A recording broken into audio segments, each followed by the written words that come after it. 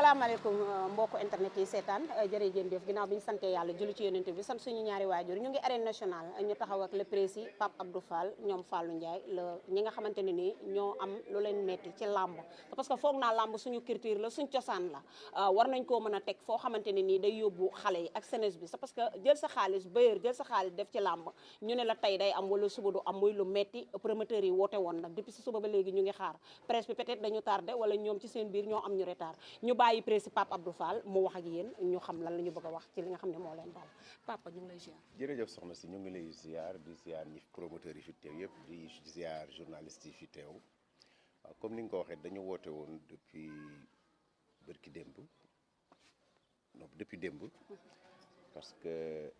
dafa am ay promoteurs yoo xam ni dañu interpellé comme quoi que ni metti na ci ñoom parce que nas nañ seen i combat jàpp nañ seen ay date su waxaguñ leen woon lu leer ba xam seen làmb dana am du am man mii di wax ci ay caméra laa jàkkaarloo am na kilifa yu bari yoo xam ni woo naa leen ci ajjuma ba 16 heures et quelques ci la ñuy door a décanter situation kilifa yooyu waxal xamal ma ni am nañu décision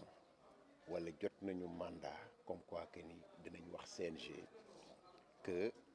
weekend bi ñu assurer lamb yi ci am alhamdulilah rabbi alamin gis nañu circulaire bi mu génnee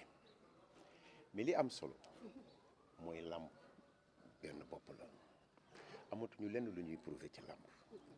lu ne def nañ ko fi lu ne xew na fi mais ñii taxaw suñu ay rakk lañ suñu ay jarbaat lañ suñu ay mbokk lañ man bëgguma woon sax teew mais dañu insister pour ma teew parce que bu ma teewulee man delloowuma njukkal làmb loolu mooy justifier suma présence fii ñuy ñaan kilifa yi nga xam ni ñoo ŋànk sportu Sénégal nañu gën a gestu làmb gën ko jox cër man ci fajar depuis démb ba tey maa ngi jokkook ñu bari ba xamal nañu ma ni yónnee nañ ma sax message comme quoi que ni arrêté bi incha allahu rabbi pare na dana génn suba ni ñu ma ko yónnee noonu lañ ko yónnee yeneen i promoteur sax ak yeneen i journaliste moo tax sax nit ñi ñëwuñu mais comme dañu xasoon ba woo leen dafay jaadu ñu jëmmal suñu bopp daal di teew fii soutenir suñu frères yi ak suñu doomu ndey yi parce que ñun promoteur xëy na ci li ñu dugg cabinet bi moo ñu ci dugal ay nañu leen wooteel ma Samba wala nañu leen wooteel ma dem mais pour wax dëgg suñu yoon newu ci état comme lu mën a indil nañu may nopp bàyyi ñu xel te xam ni lii doxal làmb promoteurs yi la li koy justifier mooy bi ñu defee bilan financier bi à part appui bi ñu def drapeau chef de l'état xaalis bi indi fonctionnement làmb yépp effectuer yenn service yëpp xaalisu promoteur la parce que dañ ko dagg ci ay mbër wëlbati ko di ko réutiliser waat kon suñu xaalis mooy fonctionnel lamp kon nañ lu jox cër jox nu considération parce que lu mu dee suñu wax bariwut mais ñu ngi jàppale koom-koomu réew mi ñu ngi jàppale xale yi ci li nga xam ni moom la leen yàlla cërale mooy làmp loolu la ñu amoon ci lu ñuy wax mais sant yàlla dañu ne woon dañuy annuler point de presse bi ñu déggee ni arrêté bi dina génn ci début de semaine bi loolu moo wàññi ñëwu gars yi. maanaam arrêté bi dañuy continuer làmb wala làmb day arrêté. non dañuy continuer làmb dañuy wax arrêté bi dañuy génne ki nga xam ni moom la ñu fal parce que promoteur yi dafa am lu leen ñor cahier de charge yu stade bii nga gis promoteur yii ñu ngi nii di ma dégg sur 100 promoteurs 5 ñoo ciy tëgg làmb génn ci ñi ci des ñëpp ku ko wax ak waxuloo ko yëpp yaa ngi torox kon dafa jaadu ñu nommer ki ñuy nommer moom la ñuy xaar loolu la ñuy teelu kooku ñëw ñu daal di toog xool li nga xam ni mooy ñor promoteurs yi ñu daal di koy waxtaane parce que cahier de charge bi location stade bi dagg bi ñuy dagg mbër yi di ko utiliser waat pour ay fonctionnement CNG tout ça doit être revu parce que nag ñun dañu am xam-xam toog nañu gis nañu bilan yi gis nañu këyit yi mais boo xoolee fonctionnement lamb yépp xaalisu promoteurs yi parce que dañ koy dagg ci mbëri wëlbati ko di ko réutiliser amaana am na lu ñuy defal comment ça s'appelle ministère am na lu muy defal CNG waaye nag nañu gëm te xam ni loolu gis nañu ko ñu ngi koy rafetlu mais nag nañu jàpp ni xaalisu promoteur moo ci gën a dugg kon nañu delloo cër promoteur yi toog waxtaan ak ñoom incha allah rabbi lamb gën a continuer suñu rakk yeeg suñu doom yeeg suñu jarbaat yi gën nekk à l'aise ci emploi des jeunes bi nga xam ni ci la leen yàlla nattoo loolu rek lañ amoon lu ñuy wax di gërëm ñëpp di baalu ñëpp ah dañ ñëwoon dañ koy annuler bi ñu déggee ni lundi incha allah arrêté bi war na mën a génn dañ ne woon kon jaratu ko parce que nag war a tëgg làmb def ay millions indi ay pour jël sa ay charge dugg génn toog ba last time ñu naan la dana am ak du am ak dañuy xaar téléphone ak dañuy xaar wax guñ ñu dara loolu du cër du respect du considération loolu lañ amoon lu ñuy wax di baalu ñëpp ak di ñaanaat encore madame le ministre ah mu gën a jàppale làmb gën a taxaw làmb moom ak ay collaborateurs am parce que ñi ci nekk di ci bay seen laaj vraiment ñu ngi liggéeyal réew mi di gërëm ñëpp di sant ñëpp jërëjëf. acca mu ngi noonu comme noonu la demee ñu ñëw ci sëñ Fallou rek sëñ Fallou dem ba ay 14h ou fait 13h ñu rappelé la ne la mën na sotti mais le fallait que mënatul nekk journée bi nga tëgg ko mënul nekk après bi nga ko déggee. bi ma ko déggee sant yàlla rek xam nga nit moom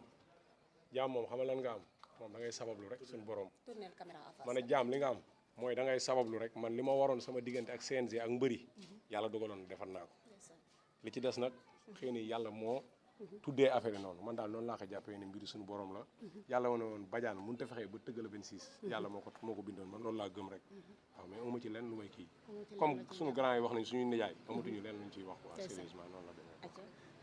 kon gars yi mu ngi noonu loolu lañ fi jotoon a am Pape Abdou Fall moo yoroon seen kàddu wax nañ li nga xam ne mooy kii bi kon yéen ñi nga xam ne yéen ay bàyyi xel làmb arrêté wul day continuer dinañ jot seen décret demain wala après demain arrêté bi suba lañ leen wax ñoom donc ñu ngi koy xaar madame le ministre làmb dafa am ñoo xam ne dañ koy yaakaar gis nga stade bu nit ñi tëggee ni muy mel jaaykatoo yalwaankatoo presso ñëpp ci làmb la ñu yaakaar mu nekk loo xamante ne ni ñi fi bay seen waar bari na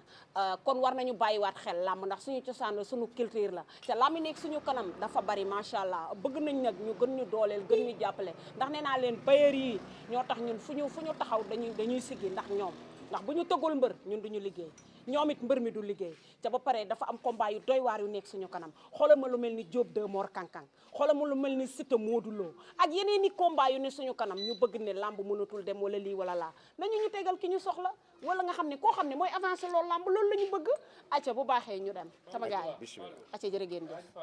sëñ Fallou président Fallou nga gis sa naataango moom mu nar a organiser conséquences yi lan la nga toog ba quelques secondes après événement ñu naan la doo organiser perte bi en tant que promoteur yi lan la. waaw Dembélé ñu ngi leen di nuyu bu baax di rafetlu kàddu yi fi jib yëpp di rafetlu kàddu président Pape Abdou Fall di wax ne loolu moom comme ni ñu ko waxee woon démb rek noonu la ñu ko waxee tey amul benn promoteur bu ko mën a rafetlu amul kenn ko xam ne làmb ñor na la nga mën a rafetlu mel noonu. ñu dem sa combat préparé def say regroupement li nga war a def yëpp nga def ko yow promoteur bi jox mbëri seen avance ba mat joxe say frais d'organisation say reliquats fay police fay sapeur bañ ne lamb ji même pas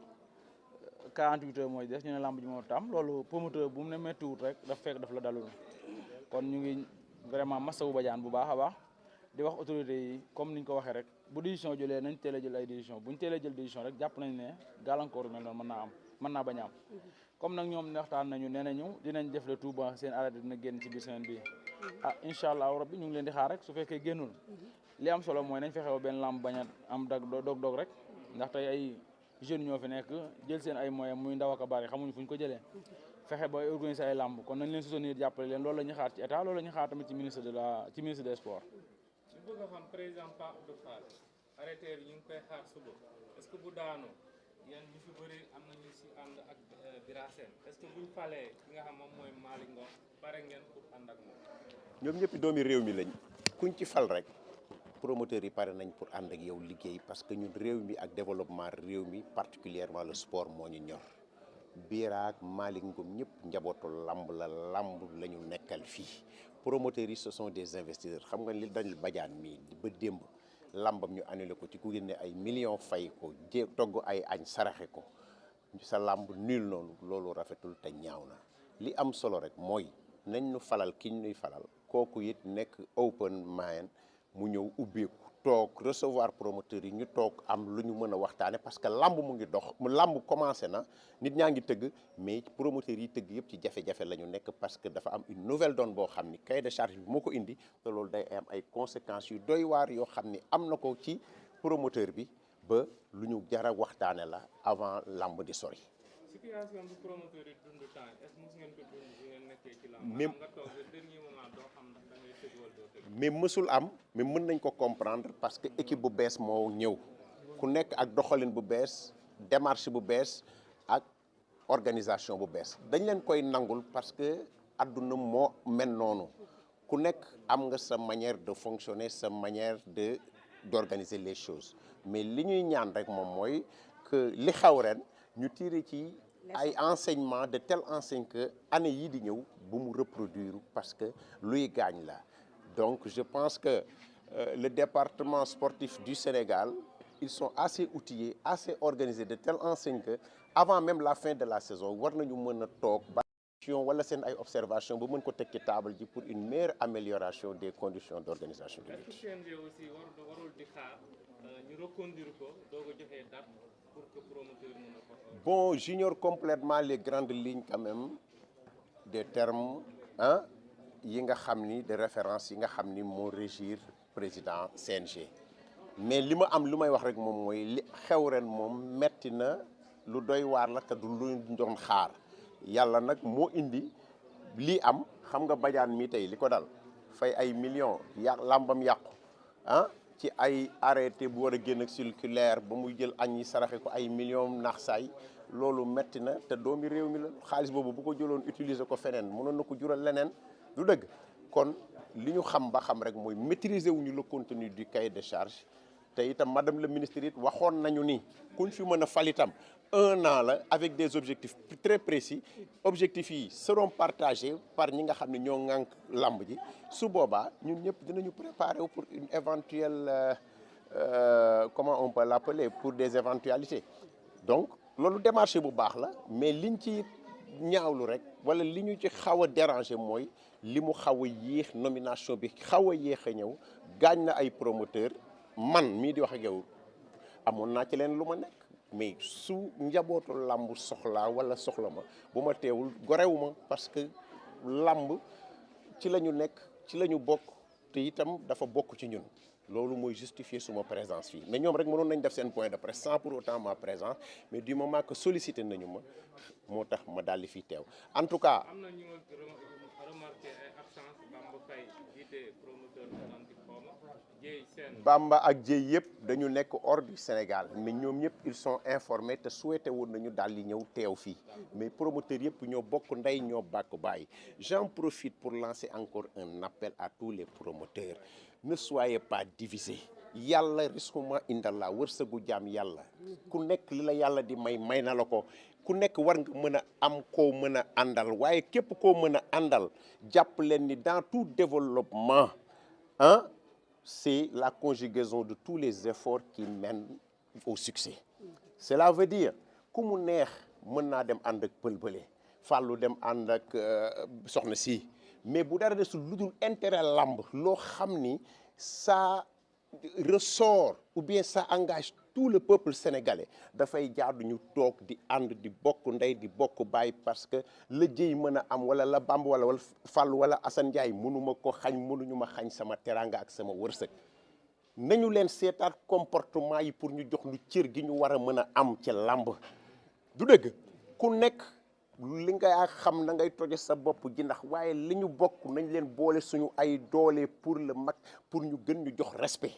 mais boo xoolee cabinet nii ñu doxalee ren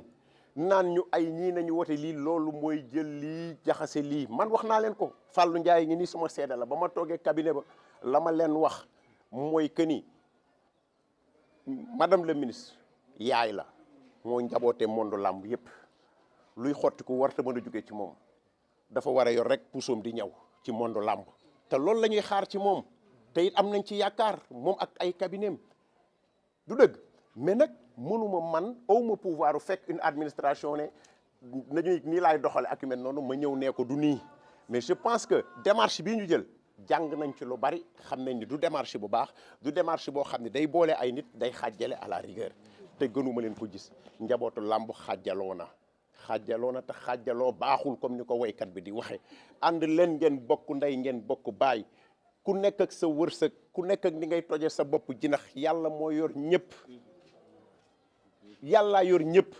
ànd leen ngeen defar seen ay intérêt moo gën jël kii dóor ci kii jël këli dóor ci lii moo jur lii lépp ay lamb jël say millions financé ko nga toog ba bisu lamb ja naax say millions perte nga jël añeer saraxe ko mais attends c'est désolant c'est regrettable te lu ko bone lu ko boole lu ko indi xajaloo rek bañ leen ko refuser qu'on vous divise chacun a le libre choix d'aller avec qui il veut mais quand l'intérêt général prime bàyyi leen seen ay Masamba ak ma Demba ngeen ànd pour l'intérêt commun loolooy doxal am réew man loolu laa gis loolu laay dund loolu laa gëm te loolu laa leen xelal li jur li lépp xajaloowu monde làmb ngeen jàpp ni caméra yi ñeneen ak ñëpp budul woon promoteur kenn du ci dox de grâce soyons reconnaissants à l'égard des promoteurs c'est dur à dire c'est dur à vivre mais man rapport yi ma gis ñu dagg xaalisu mbëri promoteur la au lieu ñu delloo ko ay promoteur jël ko di ko defee ci ay fonctionnement di ko defee yeneen ak yeneen mais buñ ko daggul woon ak lan la CNG doon naroon di fonctionner alors je vous pose cette question et elle donnez-moi des éléments de réponse dans ce sens xaalis promoteur bi moo fay ñaari mbër ngeen dagg ay millions jëlaat millions yooyu defaat ko ci fonctionnement bi mais kon kañ nañu bàyyi promoteurs yi organiser seen bopp làmb yi bopp yàgg nañu ko kaas donc dafa jot comme ñi ñëw nañu ak nouvelle démarche ku ñu mën a fal bu ñëwee ñu toog promoteurs yëpp bokk ndey bokk bàyyi ñu jël suñu ay conditions teg du conditions yoo xam ne nag yu tegu ci siraatal mustaqim parce que man je ne prône pas le désordre j'aime l'organisation et la méthodologie mais dafa am lu xel mën a nangu am loo xam ne xel mënu ko nangu ànd leen ngeen bokk ndey bokk baay défendre seen ay intérêt ku nekk ku la neex nga àndal waaye bisu booloo bu jotee booloo leen loolu laa am ci lu may wax. Président benn question parce que damay gis CNG toujours ñu naan bénévole la maanaam au niveau du CNG est-ce que jotul ñi nga xamante ni ñu ngi CNG à partir du président ñu structuré ko de telle sorte que ku ci nekk chaque mois di nga am salaire booy touché parce que li ñuy def toujours bu loolu amul ñu gis ne CNG les membres du CNG ñu ngi gis ne kii dina dawal oto bu rafet kii muy am kër kii muy am lii est-ce que du loolu ñu leen di taxal ne xaalisu promoteur yi ñu utiliser parce que amuñu salaire. Je voudrais pas quand même faire des allégations wala ñëw di dugg ci loo xam ni du suma prérogative mais je pense que jot na tey même bureau CNG promoteurs yi am ci place bu am importance pour la supervision de leur activité et que loolu bu amee lu bari dana leer promoteur mbër dañu war a am place bu am solo ci comment on peut l'appeler ci bureau CNG bi de telle enseigne que ñoom danañu am droit ak à la parole di joxe ay conseils di joxe ay orientation ba làmb ji ku ne gis ci sa bopp mais am na détails yoo xam ni utilisation fonds yeeg kii dawal oto kii dawal avion jip yooyu du ma ci dugg parce que du sama prérogative mais jaadu na tey ci ki ñu mën a fal ci bureau bi ñu fiy teg ñu jox ci promoteurs yi ay place su ko defee ñooñu nekkal fi promoteur waaye nag tant que promoteurs yi boolewuñu bokk ndey bokk baay dara du dox lu bari fekk nañu fi lu bari fëgg suñu grand gas fi la ñu fekk sëñ Modou yàlla na ko yàlla yërëm fi la ñu fekk Luc noonu Aziz noonu keneen noonu Aline Petit Mbaye mais amuñu woon benn divergence dañ doon toog di défendre suñu ay intérêt di fëgg bureau ministre bu problème amee ñu ubbi réglé ko mais on ne peut pas le faire bi problème yi amee man déggoo li ma la wax ajjuma ba 16 heures et quelques maa ngi woo cabinet pour intervenir malheureusement combat waa ji mujj na yàqu ay millions perte na ko wala le compteur est remis à zéro investissement am añi saraxe na ko mais loolu lu ko waral ñàkk a booloo et xam nga gis nga ci division bu amee ah dara du sotti ci développement ànd leen ngeen bokk ndey bokk bàyyi défendre seen intérêt bu ma neexee nag ma ànd ak sama copain cuun ñu dem Mbuur waaye bu dara desul lu dul teg lépp ci yoonu siraatal mustaqim cuun dama koy pousse fële parce que moom du promoteur dama koy pousse fële.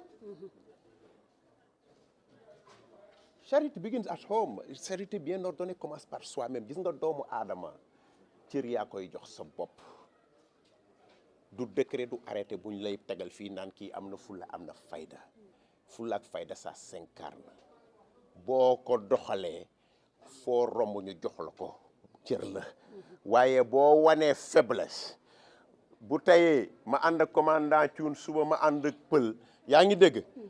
mais attends tu vois du n'importe où dans les cabinets un peu partout da ngay gis ku jékki-jékki yanu Ibulaay sax ne ko kaay ma présenté la Thioune ah jàppale ma ci sa waa ji na c'est dépassé on n'est plus à ce monde acceptons d'évoluer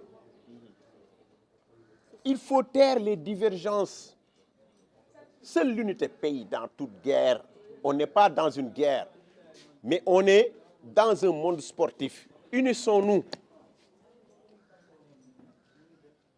tant que mbooloo moomu amul li ngeen bëgg ci lamb mënu leen ko am tiitër gi bari na promoteur la maa organisé lamb ma samba maa organisé maa lamb ma demba dee kot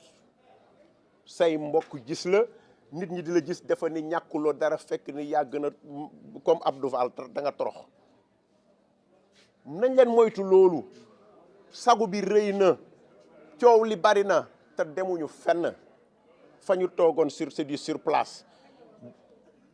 seetaat leen bëgg tëgg lamb taxul nga saraxe sa njaboot saraxe sa bopp toroxal sa bopp toroxal sa njaboot seet leen ci li ngeen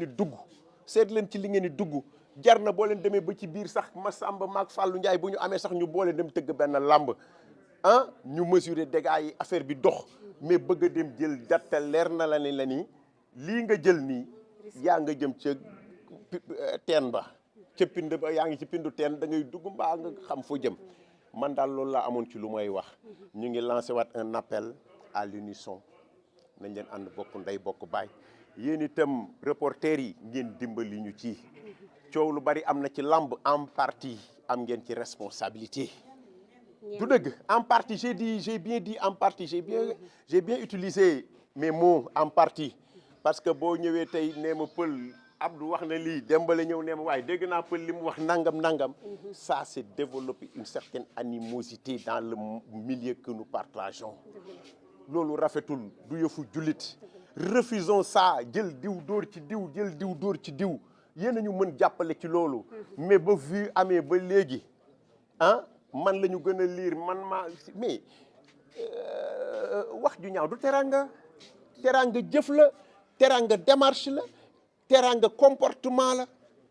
mais wax ak Dembale pël jël la nga ni nga saaga ma sàmba saaga ma demba yooyu amatul njariñ te yóbbuwuñu fenn ngeen baal ma loolu laa amoon ci lu may conclure ngi bokk leen ndey bokk baay madame la ministre génneel ñu ki nga xam ne ginnaaw yàlla moo fi war a toog ñu xam ko toog waxtaan ak moom parce que bis yi mu ngi gën a continuer te lamb ji demul fenn